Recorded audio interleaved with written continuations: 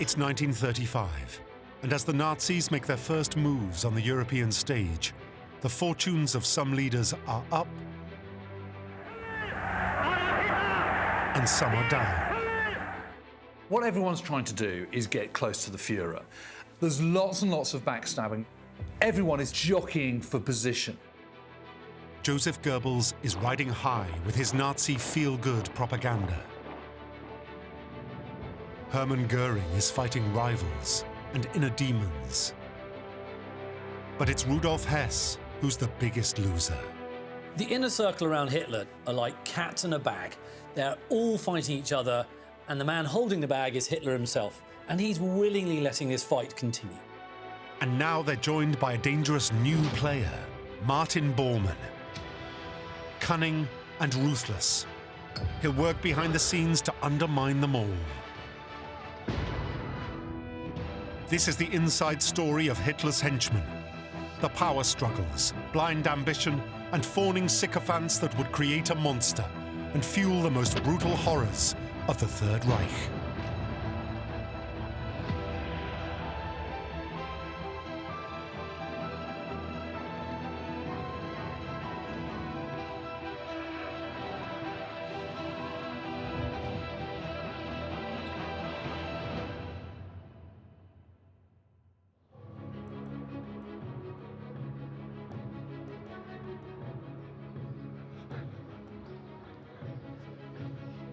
It's 1935, and Rudolf Hess, the deputy Führer, is given a request by his leader, a request which he cannot refuse. Adolf Hitler wants him to turn his country retreat at Oberalzberg into what will be, in effect, his second seat of government. It will be his Berghof, his mountain court. Now, of course, you can't say no to Hitler. When Hitler asks you a question, no matter how tightly you're in that inner circle, you've got to jump as high as possible. Hess is Hitler's longest-serving and most loyal supporter. As a devoted disciple, doing his leader's bidding is his reason for being. Der Garant des Friedens. What you have to remember about Hess is that Hess is slavishly devoted to Hitler. He's an absolute yes man. Intellectually, he's not a complete dolt. Ihr werdet anlässlich des Jahrestages Hess likes to think of himself as Hitler's right-hand man and the architect of the great Nazi vision that will conquer Europe. But he doesn't get that most of the time the members of the inner circle are fighting each other, not the world. And that's a battle he's not well equipped to win. Ich schwöre Adolf Hitler. You know, he's frankly all at sea in this incredibly Machiavellian world of jockeying and positioning for power. Hess is more of an ideas man, a thinker, rather than a doer. Running a building project at Oberalzberg, even for his beloved Führer, is not up his street. It's not a very glamorous task, really. I mean, here's a man who's nominally the deputy Führer, and he's been given a role of sort of really refurbishing Hitler's house. So Hess decides to delegate. And he knows just the man to take the job off his hands. His own deputy, Martin Bormann. He passes the buck to Martin Bormann and says, please organise it, Oberalzberg, get it sorted. Now, this is going to be a very fateful decision because from that delegation, there becomes this accidental transference of power from Hess to Bormann. Martin Bormann has a low profile in Nazi circles and is virtually unknown in the country at large. He is not a polished politician or an orator. What marks him out is his skill as an organizer. If you need a go-to man, Bormann will make things happen. Bormann is seen as a kind of oaf, as a thug. he is not sophisticated, and there's definitely a kind of class thing operating in which, you know, he's looked down on as kind of rough on the edges. If Borman were to walk into this room right now, you wouldn't take any particular note. He's not one of these people who fills a room with his charisma. He's not a Hitler. He's not a Goering, for that matter. Nor is he even a Goebbels. He is a quiet man. But beware the quiet man. He can be dangerous. The post of deputy at Hess's office in Munich is just a stepping stone to Bormann. He does servile well, but it's a front. Bormann is determined to get to the real centre of power, whatever it takes. This man is completely ruthless, very ambitious, and he will do anything that he can think of to please Adolf Hitler. The man is a complete sycophant. He sort of looks a little bit like a mafioso thug. He has a photographic memory as well. So for someone who has that attention to detail, there are opportunities to rise up the greasy pole very, very quickly.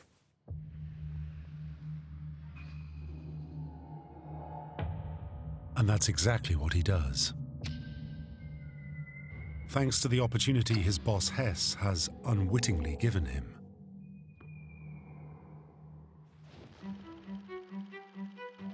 Martin Bormann understands how important Bavaria is to the Führer. Hitler had first visited the small town of Berchtesgaden 12 years before and fell in love with the area. He had rented, then bought, a holiday home nearby at Oberalzberg. That house was called Haus Wachenfeld, and he spent considerable time living in that house on the Oberalzberg, and eventually came to buy the house. That house is now being completely rebuilt as the centerpiece of a massive complex on the mountainside. Others might see the Berghof project as little more than an admin job. But Bormann is shrewd enough to realize that taking the assignment on could be his ticket to the big time. It has the potential to place him in direct and frequent contact with the Führer.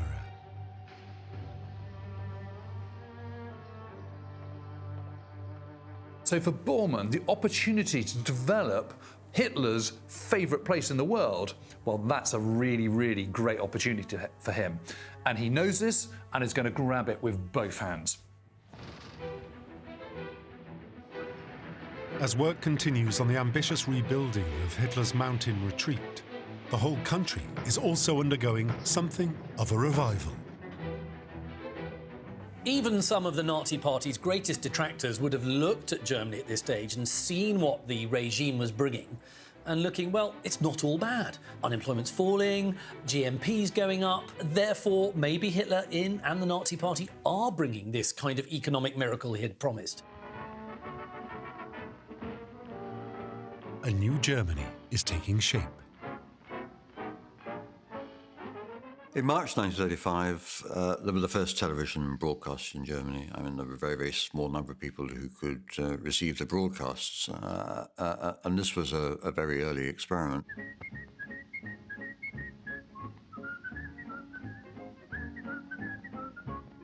TV, of course, is a great symbol of modernity, and of course anything modern was lapped up by the Nazis because it enabled them to project the Third Reich as this very forward, futuristic-looking movement. It is rebuilding, it is regrowing. All this can be pushed out via radio, via television, via film.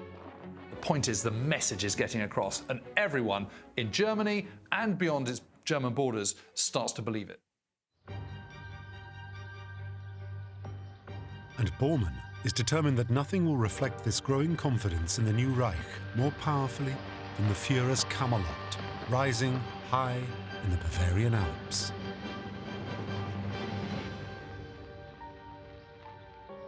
But there's a problem.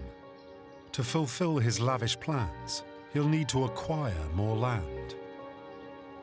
It's a challenge he takes on with characteristic brutality. Bormann visits neighbours with a request, sell up and move out. It's a proposition that's hard to refuse. Right next door to the Berghof itself is a hotel, and the owner of the hotel doesn't want to sell.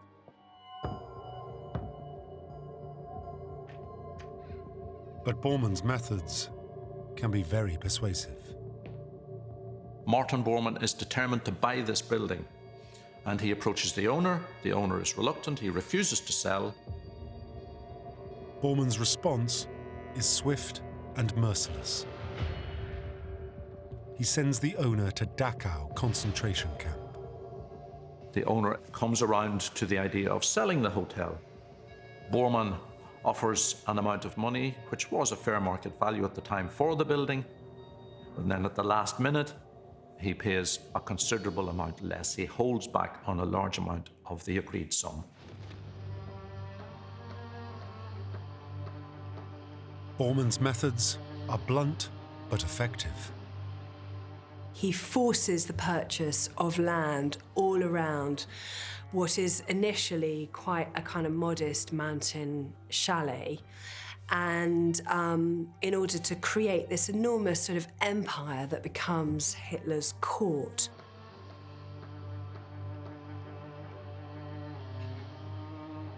As the new Berghof takes shape, Bormann is in his element, driving his workers on and stopping at nothing to fulfill the Führer's wishes. He oversees this very, very fully. And of course, you know, he's an incredibly hard taskmaster, he's a complete bully, he makes the life of his foreman an absolute misery, but it gets done. Ich warne mit der gleichen Schärfe. While Bormann begins to make a name for himself, his boss, Rudolf Hess, is too busy to notice that his own deputy is stealing a march on him. And having given Bormann a leg up to the Führer, he doesn't learn his lesson. He's about to make the same mistake again.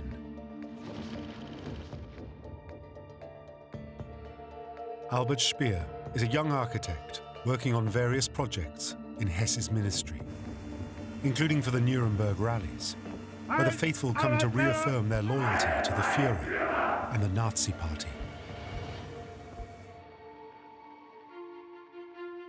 Speer has designed an enormous eagle to use as a backdrop.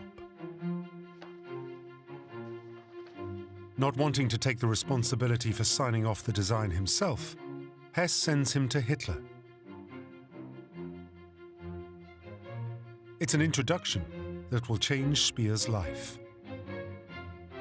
Hitler warms to this new whiz-kid.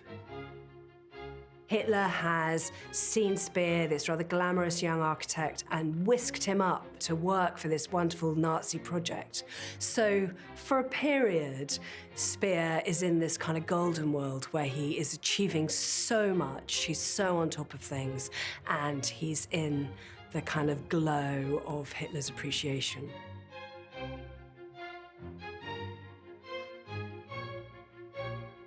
Before long, Speer is appointed Hitler's official architect. He's completely overwhelmed, having come from nowhere to being a fully paid-up member of the inner circle in less than 4 years.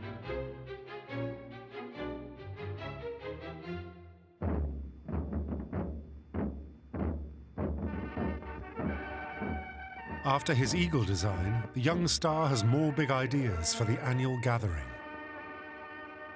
He wants something dramatic for the Nuremberg rally. So he's heard about that in America they use these searchlights that go into the sky. So if you turn them upward to the sky, they look like never-ending classical Roman pillars.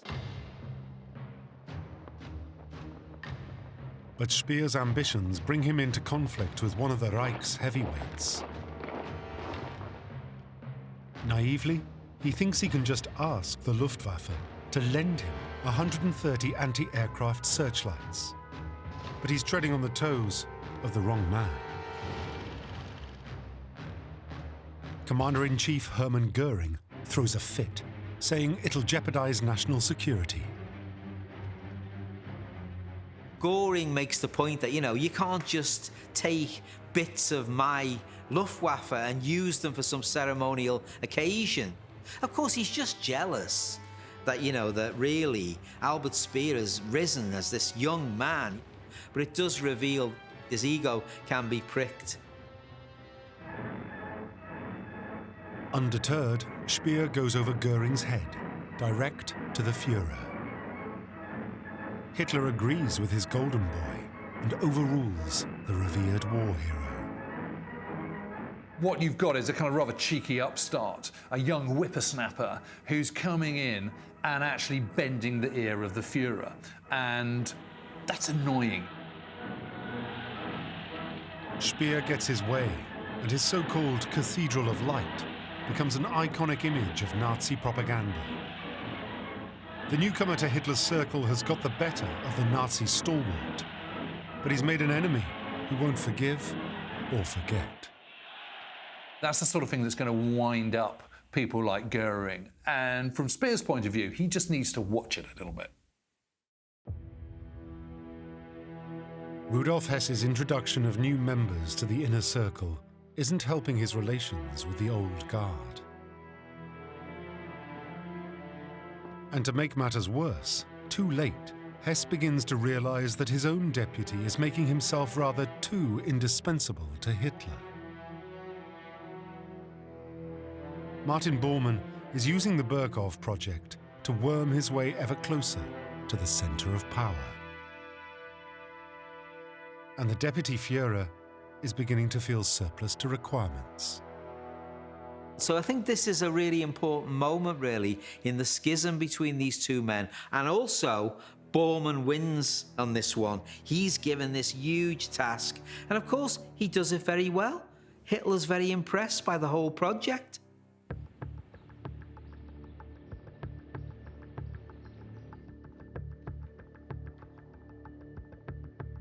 Hess isn't the only member of the inner circle's old guard under pressure. Hermann Goering is starting to become concerned about Hitler's expansionist plans as his Führer prepares to seize a first objective, the Rhineland. Since the end of the First World War, Germany has been banned from having any soldiers stationed in this region along its western border. But in 1936, Hitler decides to reoccupy the buffer zone with troops. He knows it'll be a popular move at home and a signal to France and Britain.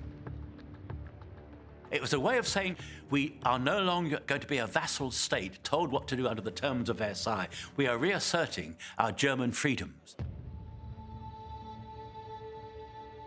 But it's a gamble.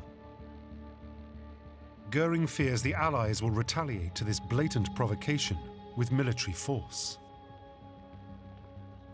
Goering was undoubtedly correct in feeling that this was an unnecessary provocation, but of course he's overruled. Once again, Goering is forced to back down, his pride wounded. You could clearly see that Goering followed Hitler. He was very loyal to Hitler, but he not quite get the point. What is Hitler wanted to achieve? So he didn't understand that. And he definitely wanted to avoid a great war. But things are even worse for Hess. He may be deputy Führer, but he's not even been consulted about the plans to reoccupy the Rhineland. Hitler doesn't allow others to be informed who should have known, and Hess is one of them, suggesting he wasn't high in the pecking order. He would use him, but he's not prepared to give him information you would think would be critical to a major minister. But while Hess is excluded, a more savvy member of the inner circle sees the Rhineland as a golden opportunity to impress the Führer. Joseph Goebbels has the job of selling the Nazi dream. And this is the kind of propaganda opportunity he's dreamt of for years. It's his moment to shine.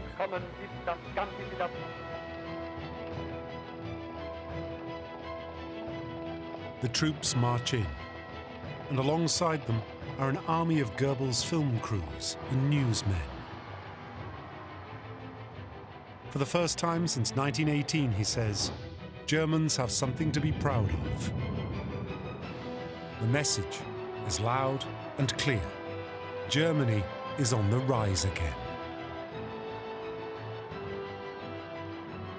We see the soldiers marching along, and we see this woman rush up to one of them and pin this flower to a tunic. And with that flower onto that lapel is the kind of the hopes of Germany in what Hitler's done. And this great gamble's worked.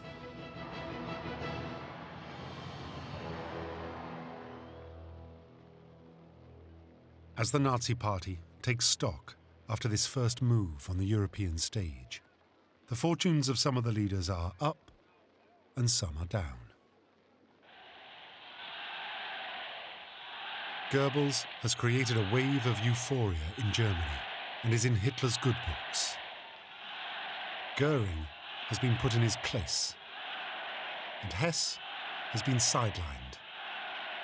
But for Martin Bormann, things couldn't be better. In the Bavarian Alps, he's ensured that the building of Hitler's Berghof, Mountain Court, is completed on time and to the highest possible standard. So Bormann's stock as being the man behind the redeveloped Oberalzberg is a much stronger position than he was before.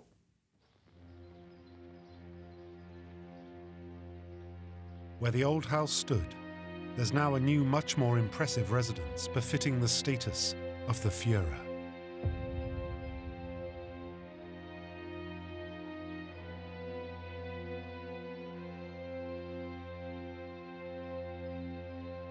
The secure compound includes administration buildings, barracks, and guest houses.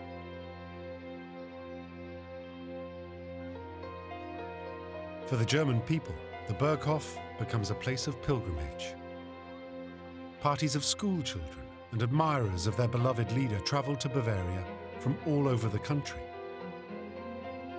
And favoured foreign dignitaries are invited to visit. Among them Italian dictator Mussolini and the former King of England, Edward VIII, and his wife, the Duchess of Windsor. When you get to the Berghof, you're treated with lots of smart salutes and SS sentries and guards. You're ushered in, it's all very luxurious. You're left with no doubt that this is the place of the leader of the Third Reich. The whole site covers 26 square kilometres, and below ground, Bormann has plans for a Nazi stronghold. A vast area, probably capable of accommodating up to as many as 1,000 people below ground in what the Allies believed would have been an underground fortress where Hitler might make a last stand.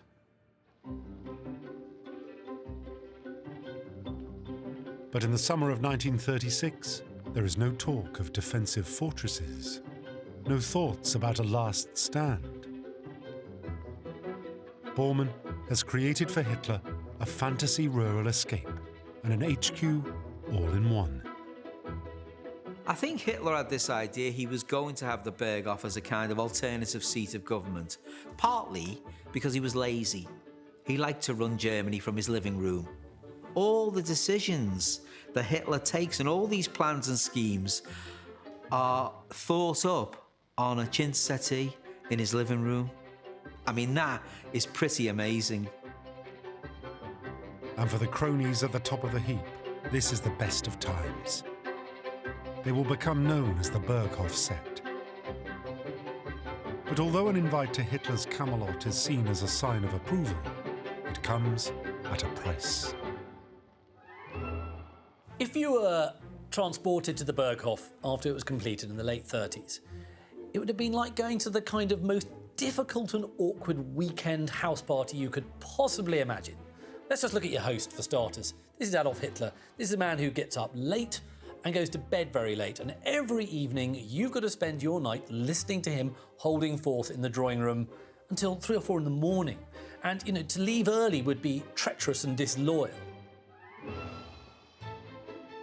Everybody else was bored stiff, but he loved the idea of, a nice meal, followed by a Hollywood film, followed by a ranting monologue that went on till 3 in the morning.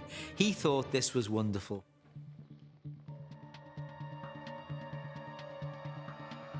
And the new Berghof is the stage on which the rivalries and intrigues between Hitler's courtiers are played out. So you're there on the balcony and you're wearing your kind of Sunday best, and then out comes Hitler, and you all have to jostle around him and sort of allow your heads to be patted and make all the right noises. And at the same time, you're aware of the fact your other member of the inner circle next to you is trying to be even more oleaginous and greasy than you are. And so there's almost a kind of horrible, vicious circle, if you like, amongst the inner circle of who can basically suck up to Hitler the most.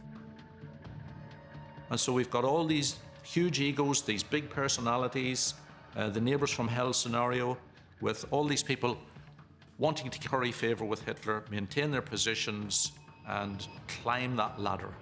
They weren't friends, they weren't personal friends. Bormann and Goering, for instance, are mortal enemies. They absolutely hate each other.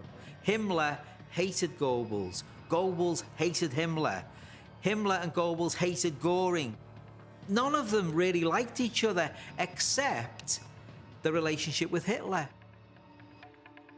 And, you know, amongst some of the Nazi wives, there was quite a lot of friction, so some of the older children may have been aware of that. But most of the time, there was this very nice man who would have been called Uncle Adolf, who would have kind of pinched your cheek, and you would have played, you know, with a puppy with him, and actually it would have been probably very agreeable.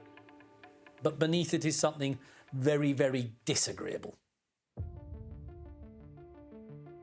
And as the court plays on, the master of ceremonies is that ambitious man in the shadows, Martin Bormann, who is despised by all of his rivals. But that doesn't bother him. He's developed a taste for power, and having gained his leader's trust, he revels in the attention. The Berghof becomes a place where Bormann really is the person in charge. It becomes like it's Hitler's court, but it's Bormann's fiefdom, and these are his glory days. And Bormann is about to pull a masterstroke.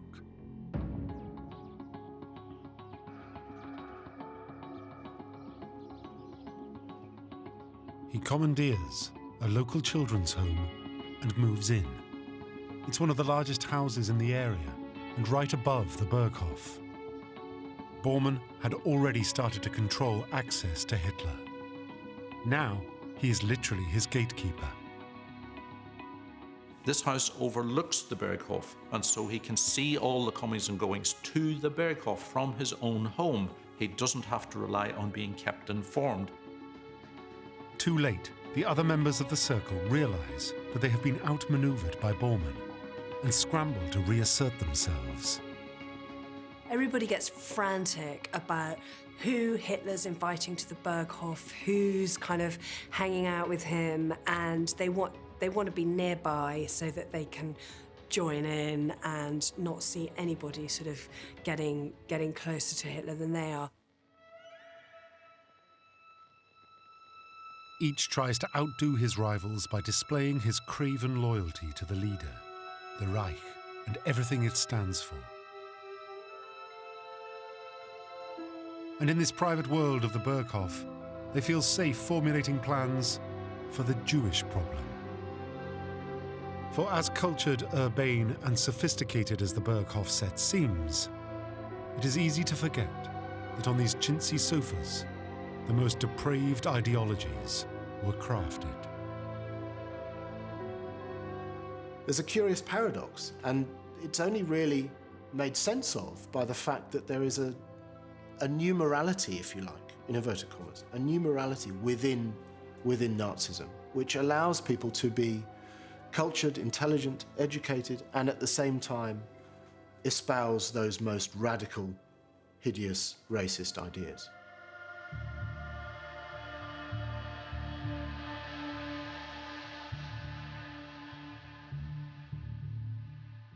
Behind the scenes, Bormann is ever tightening his grip on his rivals and moulding himself as Hitler's enforcer. he takes charge of the Führer's personal finances and the coffers of the whole Nazi party. He says who gets what, and where there's money, there's power. The ever-cunning Borman, who now is becoming known as the Brown Eminence, which is sort of kind of vaguely scatological phrase to describe him, is gaining more and more power by having the keys to the party treasury, the party finances. That gives him enormous power and leverage over the person who's, borrowed the money. As Bormann's power grows, the fortunes of Hess, still his boss in theory, continue to fall. He is the one person missing from these carefree images at the mountain retreat. You can look at no better evidence for Hess's marginalisation by the fact that he is not in this footage on the Berghof. He is very rarely there. He is not a very clubbable figure. He's an outsider. Hess's refusal to engage in the inner circle's vicious power plays means he's slipping even further down the pecking order. With each slight, real or imagined, his hurt increases. He becomes a hypochondriac, trusting in alternative therapies to treat his various perceived ailments. His behavior grows increasingly bizarre.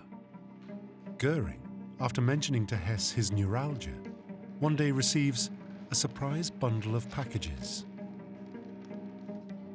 To his great amusement, Hess told him that he should use those pots and pans in order to treat his neuralgia, and that he should fill them up with water at different temperatures and then immerse different parts of his body in them. And ever since, Goering really had difficulties taking Hess seriously and really thought that he had gone off the rails.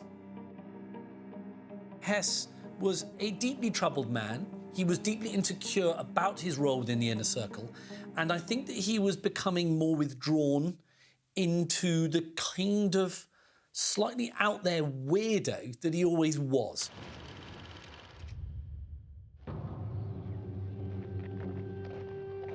But one area where Hess is still useful is in nurturing his links with Nazi supporters in Austria, where the party has been banned following a failed uprising.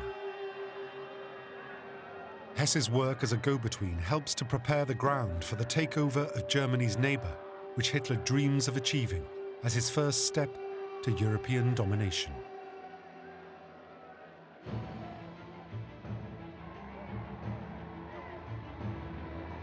But when words become action and the operation to take over Austria begins, the Deputy Führer is elbowed aside.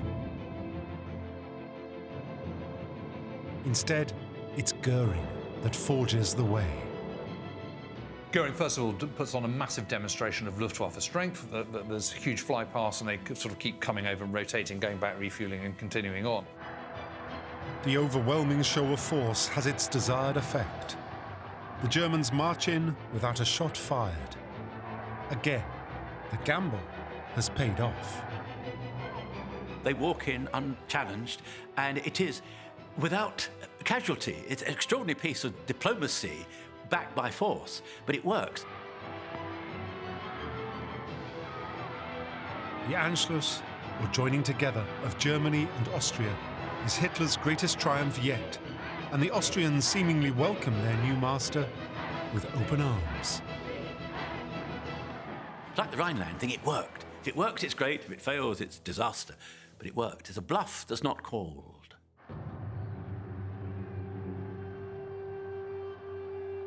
After laying much of the groundwork, this should be Hess's finest hour. But when Hitler is hailed by the vast crowds in Vienna, the Deputy Führer is nowhere to be seen. It's very possibly Hitler's way of saying, you are not in the front rank of those who are going to serve from this point on.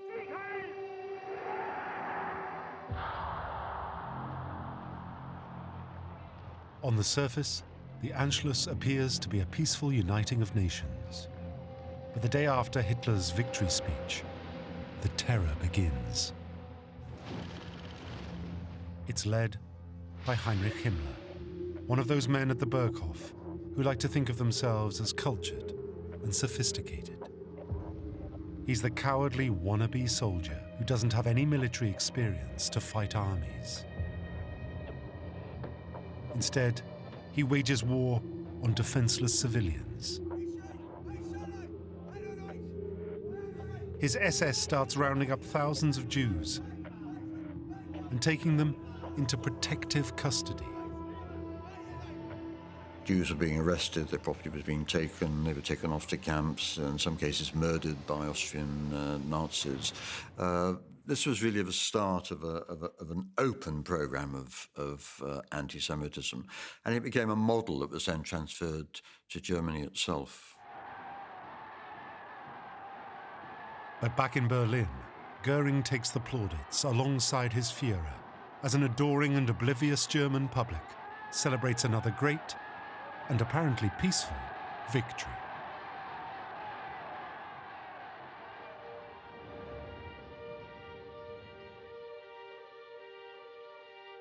Now, far from the horrors unfolding in Austria, Hitler immerses himself in the high ideals of his architectural vision for the Reich. Albert Speer beguiles his patron with plans to redevelop the heart of the capital. It will be on a breathtaking scale, fit for an empire that will last 1,000 years. They both had grandiose plans for what Germany was going to look like. These enormous buildings, these big domed buildings and these big arches. And Hitler's going, yes, I love it, tell me more, and how about if we do this? That's a brilliant idea, mein Führer. Hitler even wants to rename Berlin Germania, the name given to the region by the ancient Romans. The new city will be his legacy to the grateful German people, and Speer will make it happen. And what you see is that Speer and Hitler are kind of egging each other on. Both men were visionaries, both men regarded themselves as artists, but then there's a fine line between being a visionary and being a dreamer. And I suggest that both of them ultimately were dreamers.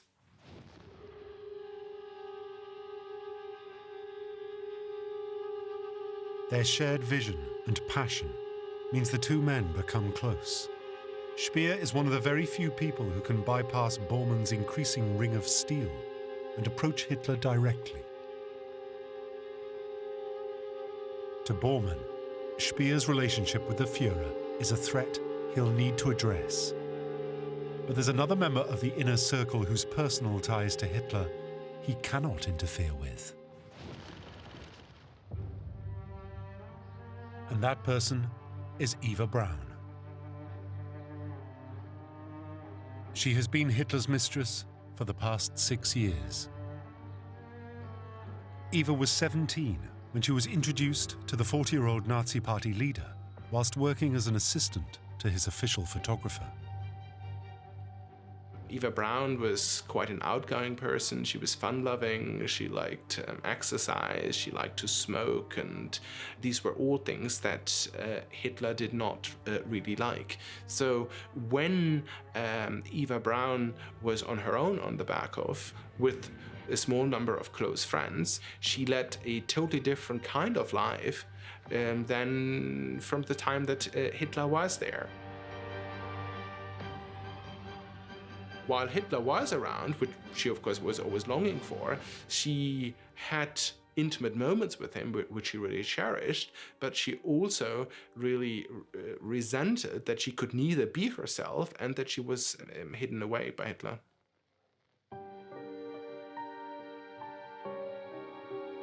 Eva is kept out of sight, a closely guarded secret from the German people.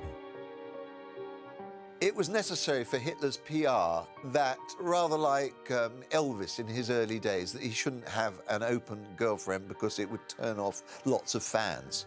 And it would have been very, very bad for Hitler, as Germany's rock star politician, to be seen in a loving, marital or sexual relationship with another woman. So that's why Eva was kept under wraps.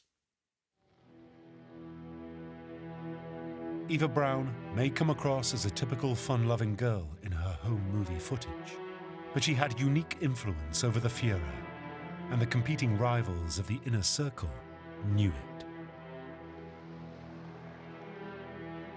Unsurprisingly, it seems that Eva Braun and Martin Bormann hate each other as they sort of jostle for supremacy in this Hitlerian court. And the wives of the Nazi leaders are wary of Eva too. They're embroiled with jealousy and intrigue just as much as their husbands. But they know for their partners to keep close to Hitler, they must ingratiate themselves with young Eva, however galling that may be.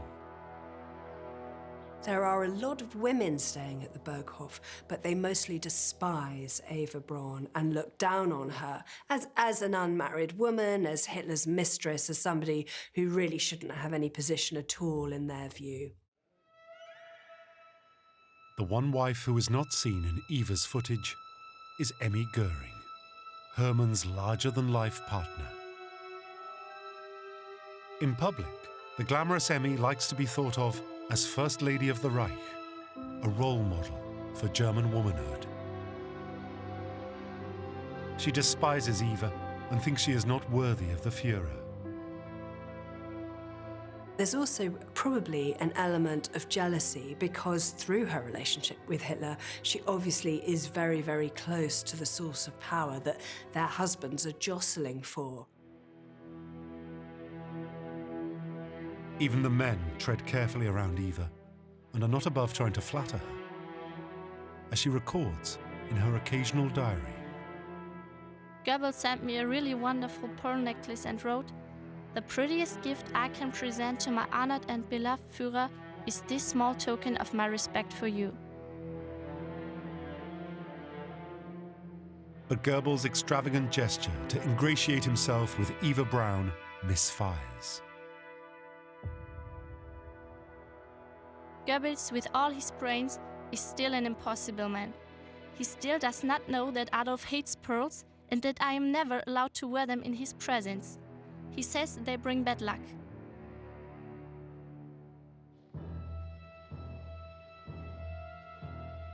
Throughout 1938, the jostling in the Führer's entourage continues as the next step in Germany's domination of Europe begins to unfold. Once the Anschluss had been successfully completed, it was apparent to everyone that Hitler would be turning his attention towards Czechoslovakia. An area of western Czechoslovakia, the Sudetenland, includes a sizable minority of German speakers who are already being mobilized to support the Nazi cause. Hitler's plan is to use them as an excuse to invade. But he can't just march in without justification. So once again, he turns to his propaganda minister, Joseph Goebbels, to come up with a pretext. And this really explains how much Goebbels is involved in the foreign policy and also the ideological aims of Adolf Hitler. You know, if Hitler had decided to invade the moon, you know, Goebbels would have dressed up as an astronaut. That is the kind of person that he was. He was intimately involved in all of Hitler's actions, and he didn't question this one. Goebbels' propaganda machine goes to work again.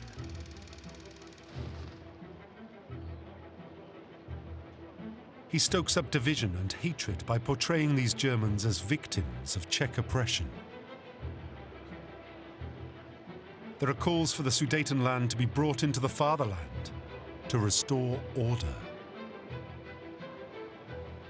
He cooked up bogus stories about aggression against ethnic Germans in order to present Germany as the protector of ethnic Germans. So Goebbels very much sold German intervention there as a humanitarian intervention. Having won back Hitler's respect following the success of the Anschluss, Goering urges caution once again. His warrior instincts may have been, we must go forward, we must take territory, we must conquer. But he also was practical enough to understand that military action is risky, and you make the bad choice, then, you know, the whole house of cards could come tumbling down. But again, Hitler ignores Goering's advice. The old warhorse hasn't learned that his leader can't be talked round once he's made up his mind.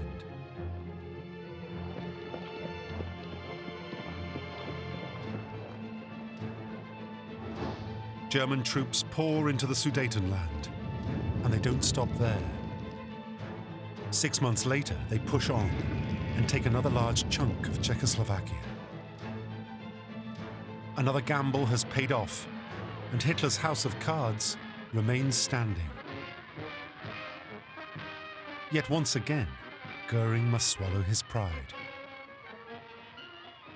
For Goering, it was a disappointment. I mean, Goering was, in his perception, the second most important man in Germany. And now, from autumn 38, spring 39 onwards, for the first time he was losing power, not gaining power. So it was definitely a blow for Goering.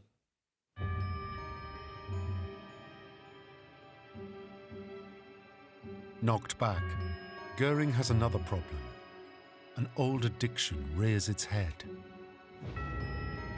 15 years earlier, during the attempted Munich putsch, Goering had been shot and seriously injured.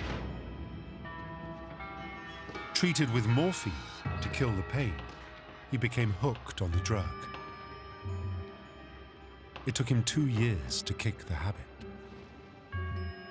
But now, another medical problem leads to him once again taking morphine. Goering suffered some severe dental issues that involved some quite painful dental surgery. And as part of his recovery, the dentist gave him some painkillers that had a certain amount of opiate in them.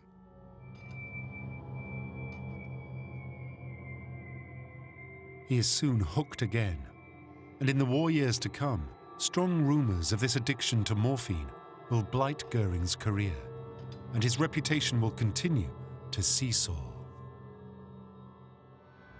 His focus is taken away from the job of running the Luftwaffe, and, you know, he is seen kind of lying on couches in the middle of the day in a sort of haze of overeating, overdrinking, and taking too many drugs. Hitler's 50th birthday. Everything is going according to plan. Austria and Czechoslovakia have been incorporated into the new Germany without bloodshed.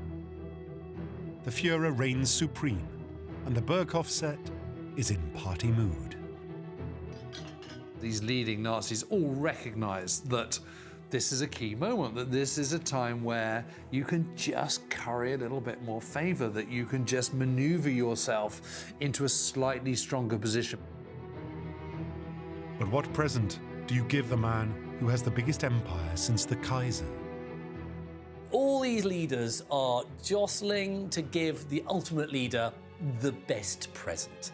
It's like a kid's birthday party. They're hoping that the recipient is going to pat their head the most if they've given him the nicest present. Each member of Hitler's entourage tries to upstage the others with extravagant gestures to show their loyalty. Goebbels organizes the largest military parade since the Third Reich came to power. Goering lays on an impressive flypast of his Luftwaffe. Speer presents an enormous model of a victory arch he wants to build in the Führer's honor. It's actually childish. You know, it's actually sort of showboating to each other. Look how much I care for the Führer compared to you.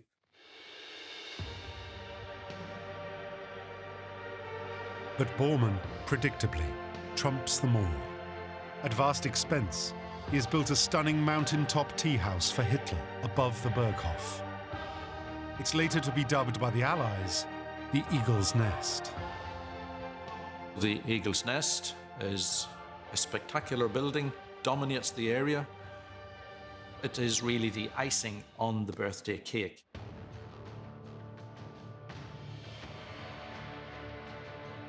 The Third Reich is reaching the zenith of its power. These are giddy times for the inner circle around its triumphant leader. They are on the sunlit uplands, and they look to the future with confidence. All except one. There is perhaps one leading Nazi for whom the future isn't quite so bright, and that's Rudolf Hess. He's been superseded by people who are simply better than he is. Cleverer, cannier, more Machiavellian, more ruthless, and more ambitious. So the future for Hess doesn't look quite so sunny. But the Deputy Führer is not ready to give up yet. A radical idea is starting to take shape in his mind.